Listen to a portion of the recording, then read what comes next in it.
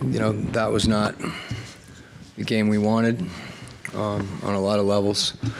And I think the most glaring thing was just the amount of points we gave up in the paint, and for a lot of different reasons.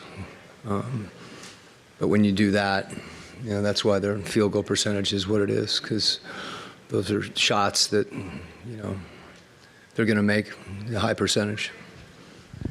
What is it about, this team's habit of, not getting back in time, getting back in position to try and contest shots and defend, keep in front of guys? Ironically, like at halftime, we'd only given up 8 points in transition. So we've talked so much about transition defense against this team and really, throughout the course of the season. And we did a better job getting back. I think it's difficult when we miss some easy opportunities early, and it's hard to defend against those. And then we had some turnovers. It's hard to defend against those, but there weren't pass aheads. That wasn't how they were in more of a half-court game. But again, we didn't do a good enough job keeping the ball out of the paint, and they were on the rim.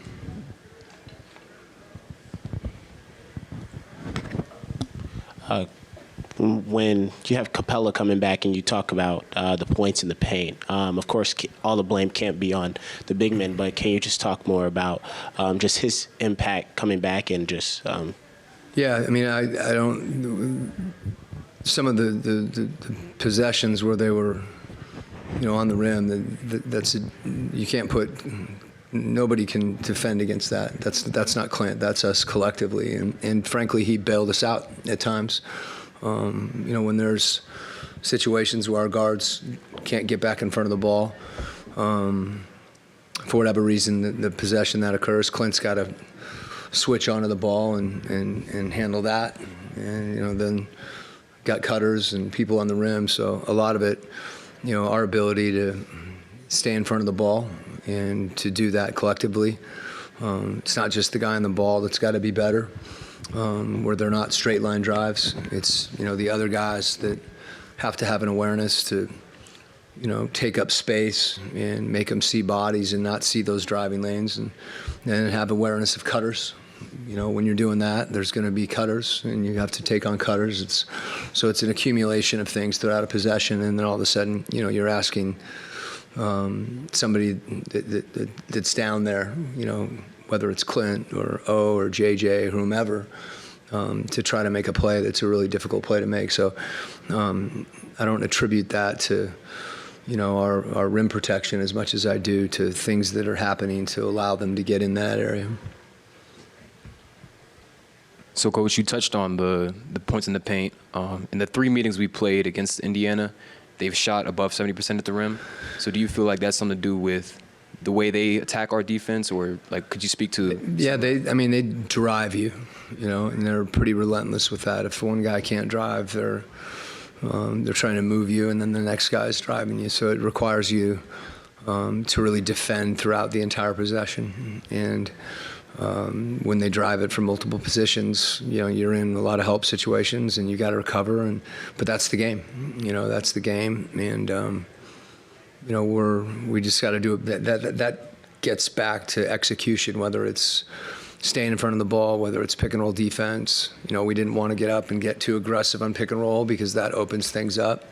And then we adjusted and did more of that as the game progressed to try to impact the ball that way. But then someone's in a closeout situation, and you end up with a similar situation as far as it comes down to, 5 guys defending and not allowing the ball to get that deep. Because when it does, it's very difficult no matter who you're playing against and no matter who's defending. The ball gets in that situation, good things are generally not going to happen.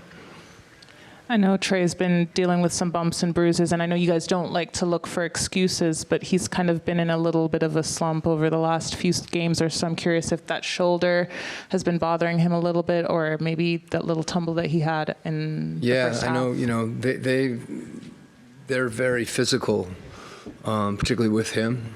And, he was here 3-4 hours early, getting treatment, getting ready to play, and he's a gamer. I mean, he posts for every game, and I know when he came out, he obviously got hit again. And I haven't had a chance to talk to our performance people, but he's been banged up and he's been playing through it, and tonight was a tough game. Coach, for you guys, I know that you want to let this one digest a little bit, but we are on a back-to-back. You've got the Wizards tomorrow. What kind of response are you looking for your team tomorrow? Yeah, this is one of the things about this league. With 82 games, you do get the opportunity to bounce back, and you don't have to sit in a game like this, for